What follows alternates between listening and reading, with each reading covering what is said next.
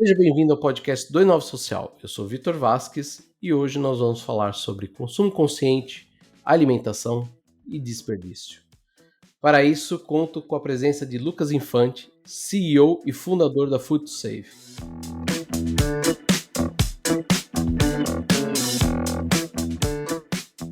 Lucas, seja bem-vindo. Fala, Vitor, tudo bem? Obrigado pelo convite, é um prazer enorme estar contigo aqui batendo papo.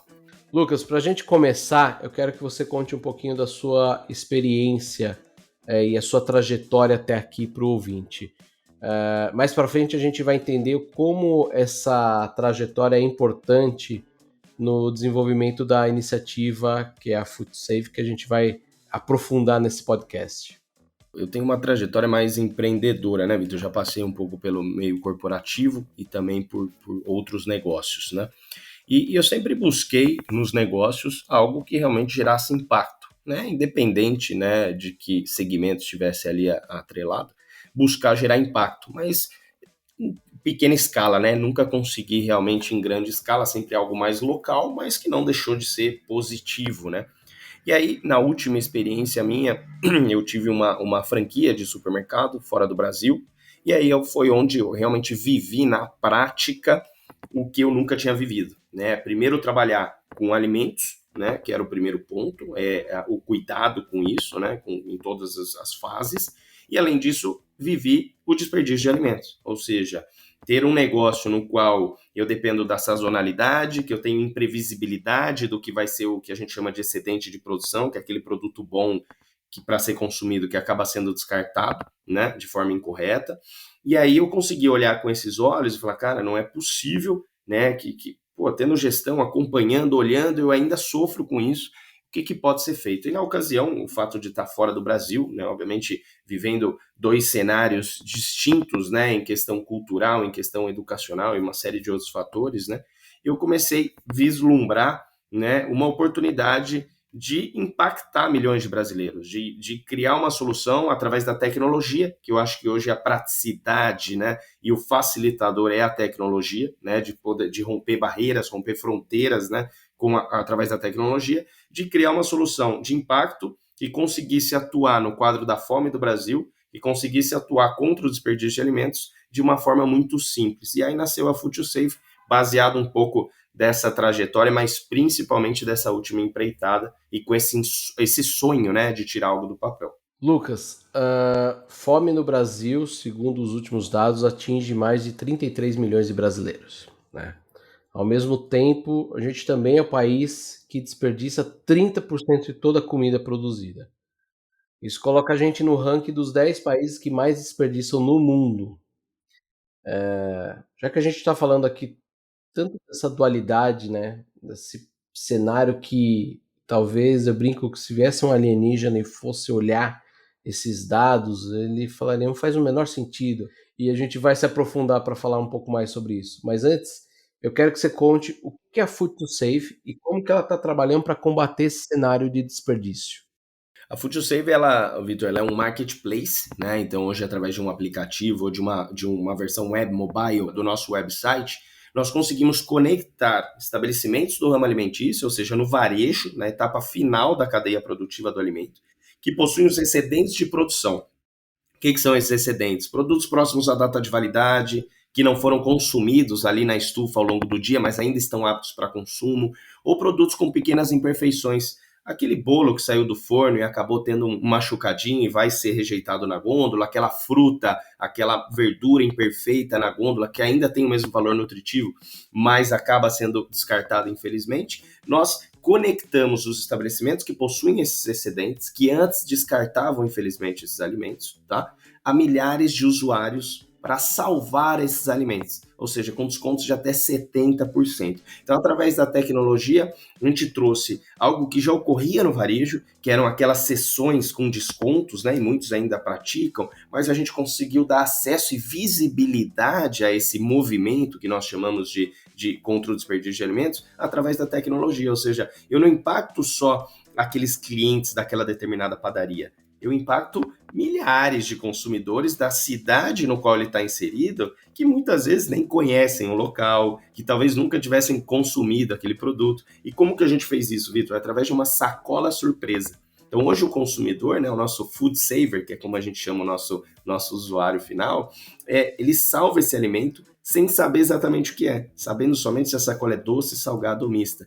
Isso é muito curioso, porque muita gente fala, caramba, que diferente, né? Eu vou salvar um alimento, não sei o que é louco isso, né? Muita gente fala que loucura, né? Mas a ideia era ser louco mesmo, porque o tema já é louco, né? Então, assim, falar de desperdício é uma loucura nos dias de hoje com os números que a gente está falando aqui. Então, a ideia era chamar atenção e, ao mesmo tempo, se a gente quer atuar num modelo sustentável, a gente tem que atuar num modelo triple win, né? Como a gente chama, bom para todo mundo. Eu tenho que pensar no varejo, eu tenho que pensar no empresário ali que sofreu, inclusive, muito mais na pandemia, de falar como que eu consigo monetizar de alguma forma aquele estabelecimento. Então, nós criamos um conceito de surpresa, junto com a questão da imprevisibilidade do estabelecimento, ou seja, eu facilito o poder de não seleção desses produtos, ligando para o consumidor. Então, a gente, ao mesmo tempo que cria uma solução legal, divertida, uma experiência legal, a gente também é muito provocativo nesse tema, de como eu cutuco a sociedade, né? Como que eu chamo a atenção da sociedade para esse tema. Eu vi numa entrevista que vocês deram, não foi para um veículo brasileiro, foi lá para fora, que chamaram essa cesta que vocês têm hoje o Kinder Ovo da vida adulta, né? Eu achei muito legal esse termo porque ele é exatamente isso. Só quem chega na fase adulta da vida sabe o que é fazer supermercado, o que é comprar e o que é brigar com esse desperdício dentro de casa, né? Eu adoro essa expressão, Vitor. Essa é das primeiras usuárias food savers da Food e isso marcou muito a gente. É uma das expressões que eu mais gosto, assim, até hoje a gente tem, mas Kinder Ovo da fase adulta é disparada aí. A melhor definição, né? Uma das melhores definições da Food Saver.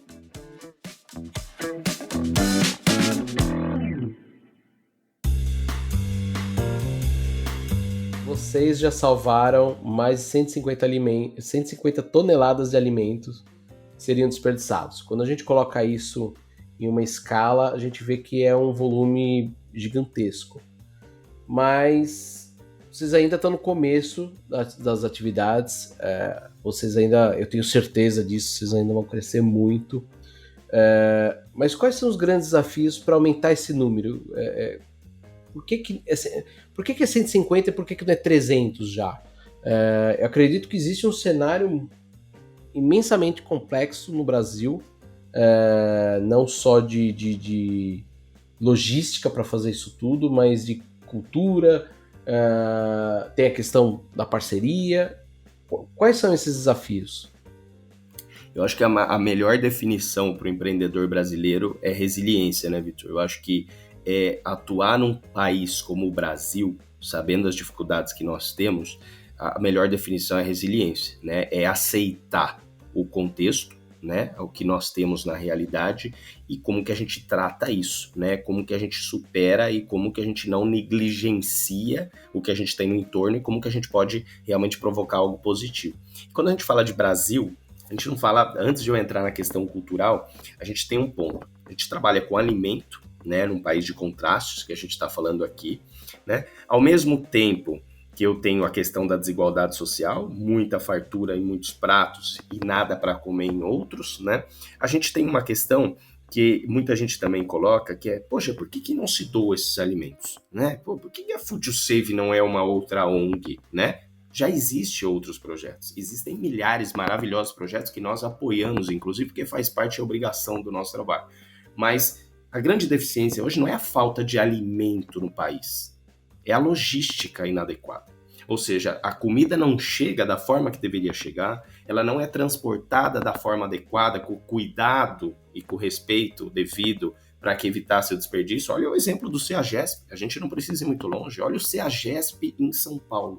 Olhar, eu não preciso ver foto, ir todo dia lá e olhar aquela pilha de alimento. Cara, isso tem que chocar qualquer um, a ponto de qualquer ação tem que ser feita. Então eu não preciso ir muito longe, né? Falando do CEAGESP em São Paulo.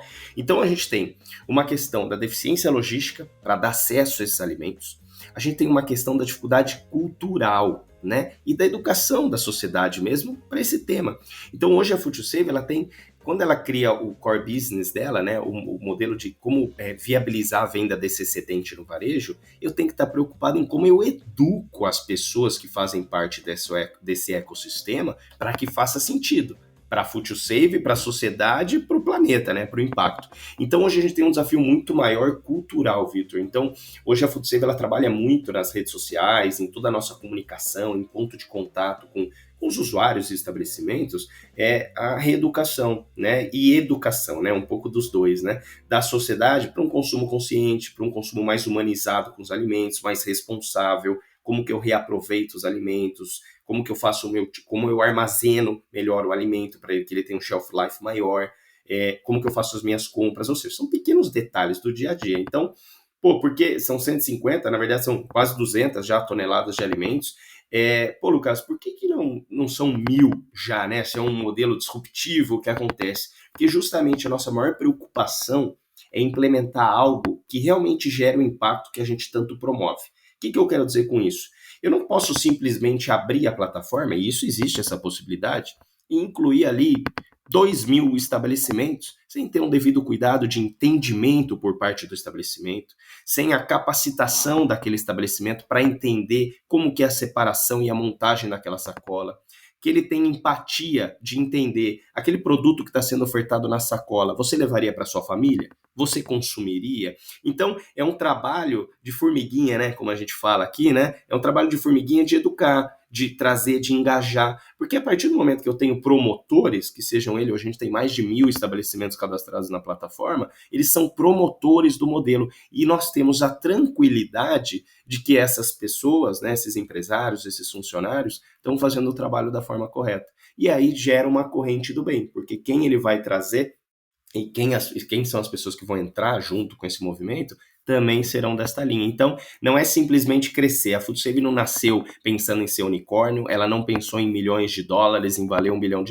Ela nasceu para gerar impacto. Ela nasceu para eliminar o desperdício. O resto é consequência. O que eu tenho muito claro, e todos o nosso time tem muito claro no dia a dia, é como que eu gero impacto da melhor forma possível, como eu educo, e todos os dias os nossos valores têm que estar na nossa cabeça muito frescos, né? Para que isso realmente ocorra de forma efetiva, né, Vitor? Achei super legal essa história. Achei super interessante você falar que vocês nasceram não com o objetivo de virar um unicórnio, mas o objetivo de gerar impacto. Acho que esse é um ponto importante. Acho que é um ponto até. Se a gente for entrar aqui, a gente vai se alongar muito, mas eu queria fazer esse comentário. Eu acho que é um ponto onde as startups hoje brasileiras elas se perdem um pouco, que elas perdem o foco dela, elas perdem o objetivo que elas nasceram, e vocês têm isso muito claro, né? E eu queria te perguntar, ainda na linha dos desafios, como que foi trazer esse empresário brasileiro, então assim, o seu João, o dono da padaria, para dentro de uma iniciativa como a FoodSave, de falar assim, olha, trazer conceitos como consumo consciente, o desperdício de alimentos.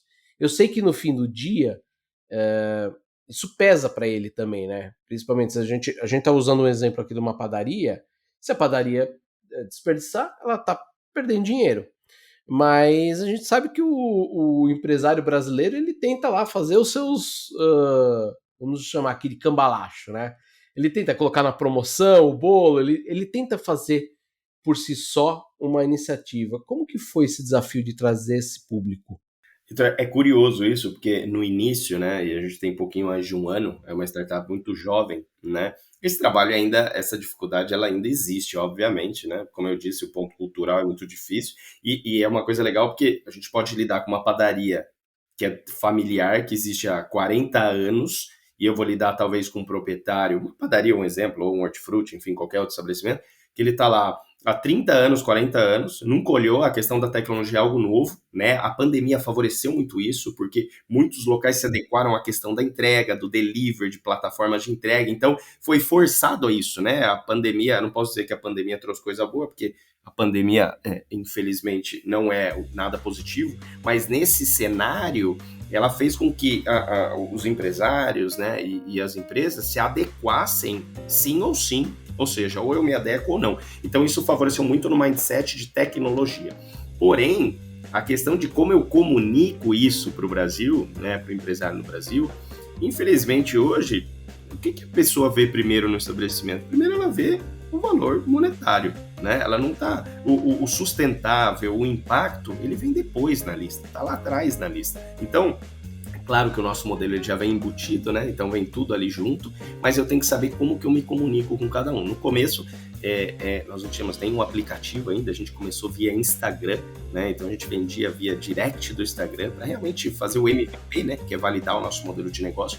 Nós batemos na porta de pelo menos 100 estabelecimentos em São Paulo, a gente tomou 98 nãos e 2 sims, né? E aí a famosa resiliência na prática, né? Então, se eu acredito, a gente realmente consegue. E aí, com esses dois, foi suficiente para criar uma cadeia que vai crescendo. Mas é ajustar o discurso, é mostrar realmente a proposta e realmente, né, o que a gente falou agora anteriormente, buscar empresários que sejam promotores do modelo, que nós tenhamos a tranquilidade de que nos bastidores ali, realmente tudo que ele fala com a gente, ele está realmente engajado, ele está animado em fazer aquilo, e isso que a gente vem vivendo, né? Mas é desafiador, sem sombra de dúvidas, né, Vitor?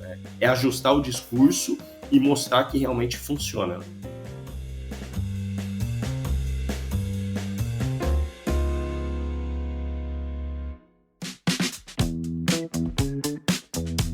Voltando um pouquinho na sua experiência, né, que você comentou no início do episódio, até o início da pandemia você gerenciava uma franquia de supermercado.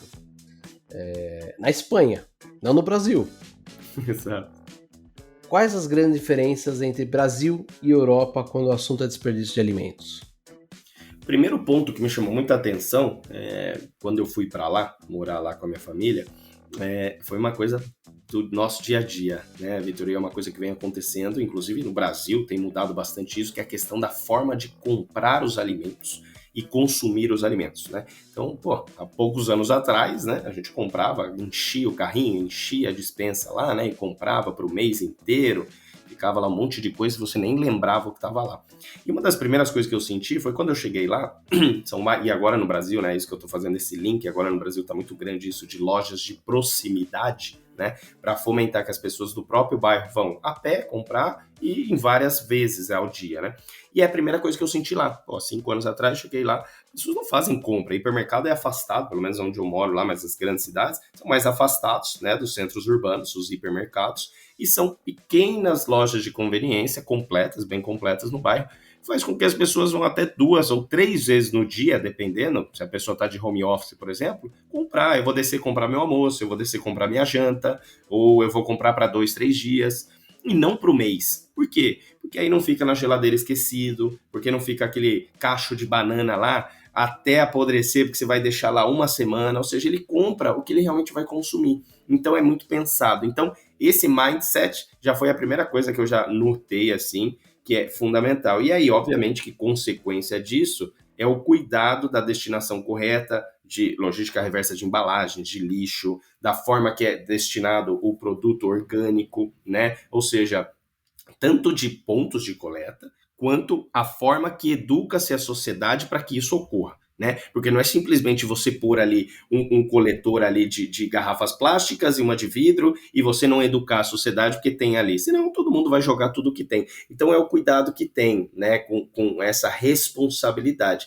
Então, quando a gente olha para o Brasil, a gente tem um belo caminho para ser traçado ainda, que não só depende de Estado, não, pelo contrário, eu nunca fui favorável a isso, eu acho que depende da sociedade em si, né? Se tem a movimentação da sociedade, o Estado é mera consequência e se ajusta, mas eu acho que é dessa forma que tem que funcionar. Então lá existe o incentivo por parte do Estado, mas ao mesmo tempo existe uma sociedade que está preocupada com isso, para que isso ocorra, porque é o dia a dia deles. Então é isso que eu senti bastante, Vitor, a forma de consumir, a forma de olhar para a destinação adequada, né? Lucas, a gente falou muito sobre varejo aqui, mas a gente tem um ponto muito específico no Brasil, que é grande parte da produção de alimentos vem da agricultura familiar. Em São Paulo, que é a maior cidade da América Latina, a gente tem, segundo os dados de 2017, que foi o último censo desse setor, Eram mais de 400 propriedades focadas em agricultura familiar na região. Isso representa 70% dos produtos in natura que chegam nas mesas de milhares, milhões de pessoas da Grande São Paulo. Existe alguma iniciativa da Food Safe com esses produtores e como que vocês veem eles inseridos nessa cadeia de combate ao desperdício dos alimentos? Excelente. Antes de falar da solução da Food, né, e de outras soluções, eu acho legal falar da importância deles, né, da agricultura familiar. Hoje, como você bem colocou, 70% dos alimentos, né, e a gente estava citando aqui um contraste, né, ou seja, de dar a devida atenção, o cuidado de olhar para a agricultura familiar, ou seja, quem está no campo, né, que todo aquele alimento, né, e a gente está falando sobre logística inadequada, né, da forma que esse alimento é transportado, até chegar, por exemplo, no CEAGESP, que é uma das cenas mais chocantes que a gente tem, né, que a gente estava comentando, de desperdício de alimentos, principalmente de FLV, né, de frutas e legumes. Então, é muito chocante. Quando a gente olha para a questão da agricultura, a, todo o esforço que é dedicado para alimentar e corresponder a 70% desses alimentos não justifica a forma que é remunerada a agricultura familiar, né? Então, existem inúmeras iniciativas. A Food to Save hoje, ela está muito dedicada a atuar diretamente no varejo. Então, a gente tem um trabalho muito grande no varejo, que corresponde a praticamente 15% da cadeia produtiva do alimento.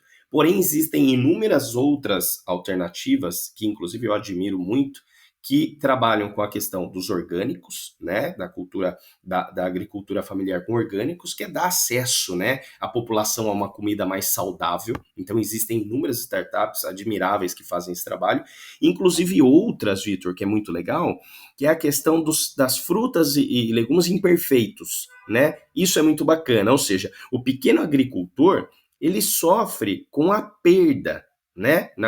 Que é diferente, né? A sobra e o do desperdício do excedente. Então, qual que é? São aqueles produtos que têm pequenas imperfeições, aquela cenoura com 3 perninhas, aquela ameixa que é maior, enfim, que tem o mesmo valor nutricional, ou seja, ele continua maravilhoso e a gente julga pela casca. E sabe o que acontecia lá na ponta, na agricultura familiar? Jogava fora esse alimento. E aí hoje existem iniciativas que remuneram os pequenos produtores no campo da agricultura e transformam esses alimentos em sistemas de assinatura que chegam nos grandes centros para que as pessoas comprem, lutando contra o desperdício, o mesmo alimento, mas com formatos diferentes, tamanhos diferentes ali, mas que também podem ser consumidos. Então, o que eu gosto de falar, e é muito bacana isso, Vitor, é que o nosso modelo de atuar não especificamente da Food Save, tá? Mas o modelo Food Waste, né, de lutar contra o desperdício, ele é muito complementar. Então, quando a gente pega toda a trajetória do alimento, desde o farm to table, né, até a chegada do campo, até a mesa do consumidor, existem inúmeras etapas, né, pelo menos ali 7 etapas ali, e existem inúmeras iniciativas que são complementares. E esse é o movimento que eu particularmente vejo, né, que uma grande união dessas soluções, né, para que essa promoção, né, do desperdício, né, de acabar com o desperdício e de reeducar a sociedade, faça sentido. Então, hoje nós focamos muito no varejo, como eu disse, justamente por um modelo de negócio, uma estratégia do negócio, mas também plugando iniciativas que apoiem as outras etapas, como essa que você colocou da agricultura familiar. E é interessante você falar isso, que tem um cenário, tem espaço para todo mundo atuar em vários cenários, né? E quando você atua no varejo, você está atuando também ali no empresário, né, no usuário final ali, que ele muitas vezes também tem uma questão, que foi o que você falou lá atrás, quando a gente falou, por exemplo, das padarias, que ele não está acostumado com tecnologia, e quando veio a pandemia foi um baita impacto. Quando a gente está falando do produtor da agricultura familiar, olhando tua resposta, eu vejo que faz mais sentido realmente. Ele funciona de uma outra forma diferente. Ele já vai ter vazão daquele alimento, né? Então, muitas vezes, ele não acaba ficando. O desperdício ele não fica na mão dele, né? Ele fica muitas vezes na ponta, foi o que você falou, no mercado, na padaria. Eu estou usando aqui o exemplo da padaria, porque eu acho que a padaria ela une todos os problemas que a gente tem aí. Tem a questão da gestão, tem a questão da tecnologia, tem a questão do fluxo de pessoas, que na pandemia foi um grande impacto, né? Eu imagino que vocês também cresceram e é até difícil falar que, de novo, você mesmo falou que a pandemia trouxe algo positivo, né?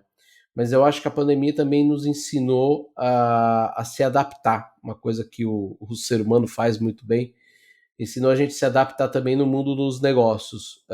Então, poxa, quantas padarias não devem ter ficado com produtos lá estocados, desperdiçando, porque não tinha como ter vazão, não tinha um volume de vendas, por exemplo, via aplicativo, né? Eu fui aprender a comprar com aplicativo na padaria durante a pandemia. Para mim, padaria sempre foi algo presencial, né? Então é muito legal ouvir você falando isso e mostrar um pouco dessa diferença. Eu queria te provocar realmente a respeito da agricultura familiar, porque a gente trouxe no, se eu não me engano, o nosso episódio 41 foi sobre alimentos orgânicos e a gente falava um pouquinho sobre uma iniciativa de trabalhar essa, você deu exemplo, né? A cenoura de 3 pernas, a ameixa um pouquinho maior, e é uma iniciativa que tem trabalhado diretamente com o excedente da agricultura familiar.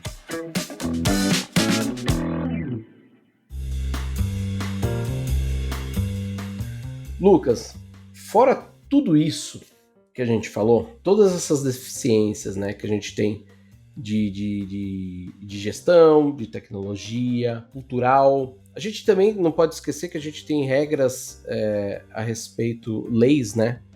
Eu não sei hoje como que está esse cenário e eu acho que você pode até me ajudar melhor em relação a isso. A doação de alimentos, diferente da Europa, por exemplo, aqui no Brasil você não pode sair doando o alimento à torto ou direito, você não pode pegar toda a produção da padaria ali que você tinha calculado que ia vencer amanhã e doar para qualquer pessoa.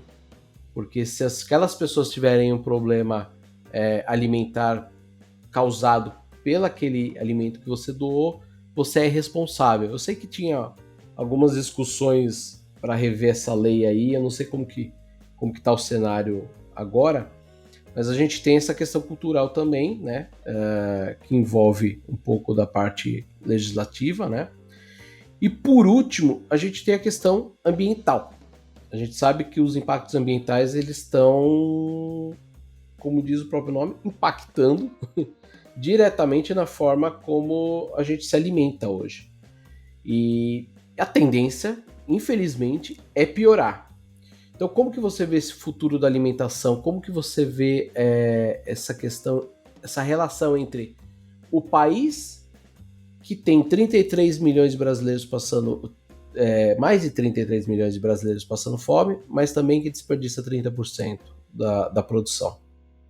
Você bem colocou aí, antes de falar da questão da doação, né, a questão do que a pandemia mudou, né? Ou seja, a gente precisa passar por uma realidade tão triste como essa para olhar para temas que, de todas as formas, né, são abordados aí diariamente, e um deles a fome no Brasil.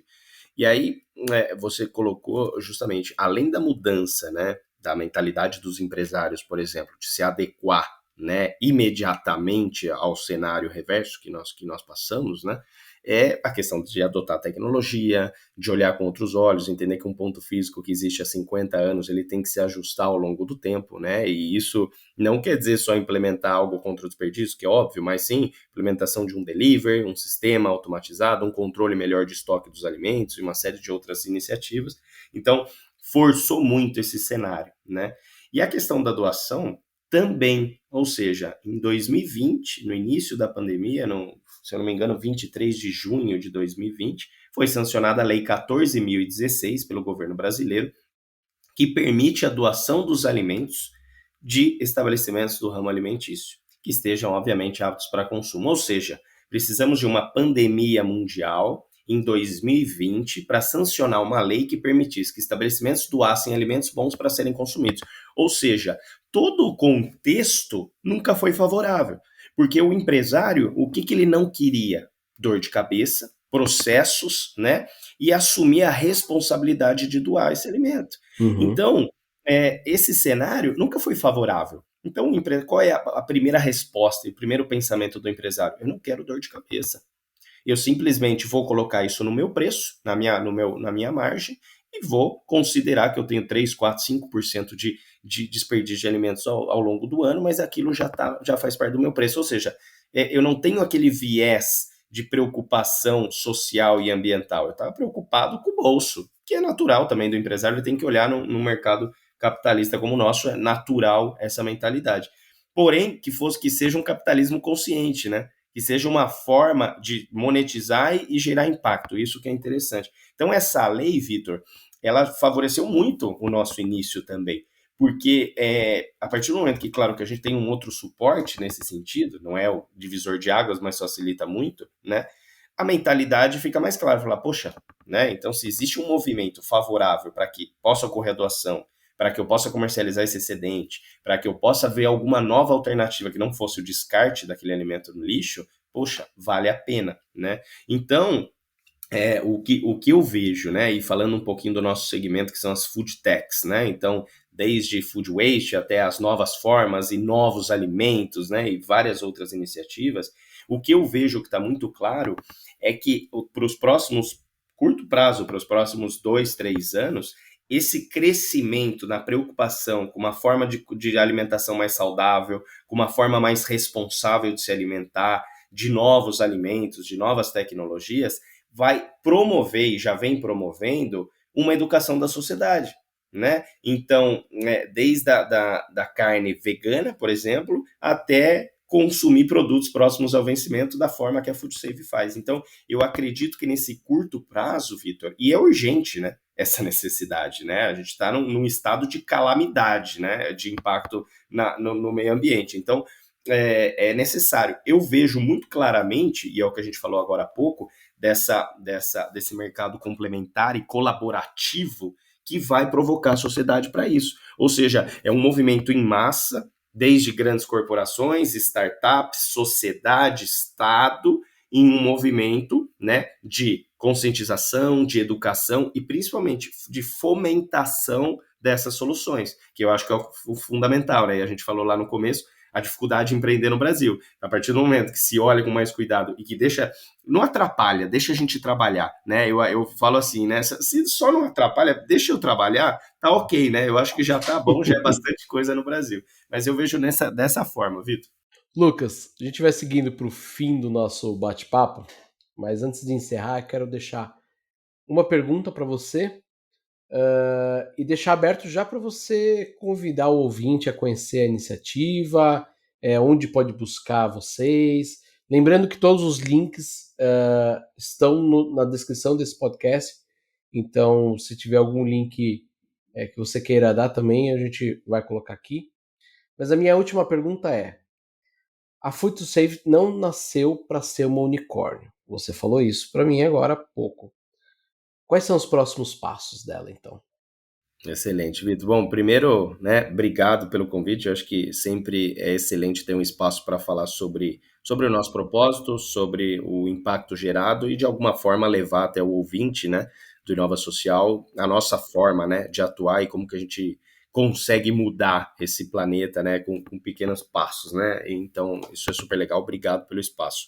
Hoje a FoodSave, o convite que fica, obviamente, a FoodSave ela nasceu em São Paulo, capital. Hoje a gente está em São Paulo, Grande São Paulo, Campinas, no interior do estado, e Rio de Janeiro, e em breve em novas capitais, tá? Então a gente tem um projeto muito claro de expandir, né, a solução contra o desperdício de alimentos através da nossa sacola surpresa para as principais capitais e cidades brasileiras, porque justamente a gente entende que a gente tem muita coisa para fazer, né? A gente tem muita gente para conscientizar, muita gente para provocar e dar um puxão de orelha ali para olhar para o desperdício de alimentos.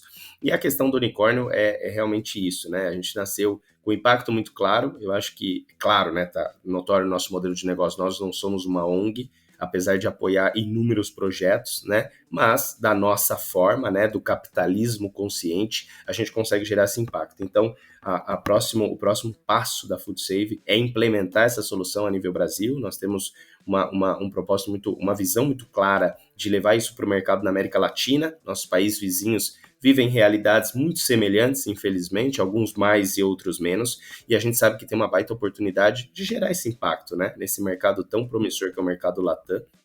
E isso, a questão do unicórnio, né, e você falou bem no começo, né, muitas se perdem ao longo da jornada, né, eu acho que é uma coisa que todo fundador e promover essa cultura na empresa tem que martelar na cabeça todos os dias, independente do tamanho, da quantidade de colaboradores. Eu acho que é a insistência no propósito, por que a gente nasceu, os nossos valores, né? E isso tem que estar todo dia incansável, até falar, não aguento mais eles falando sobre isso, mas realmente esse é o caminho, para não se perder, para não ser tentado, né, por um meio de startups, né, que realmente a gente fala de valuations exorbitantes, de mercados valiosos, né, eu acho que tudo é consequência e mérito de trabalho, mas se nasceu com impacto, faça com impacto e conclua o que você fala, né, eu acho que não adianta eu ficar falando da boca para fora e na prática ali eu ser outra pessoa, isso nunca vai existir.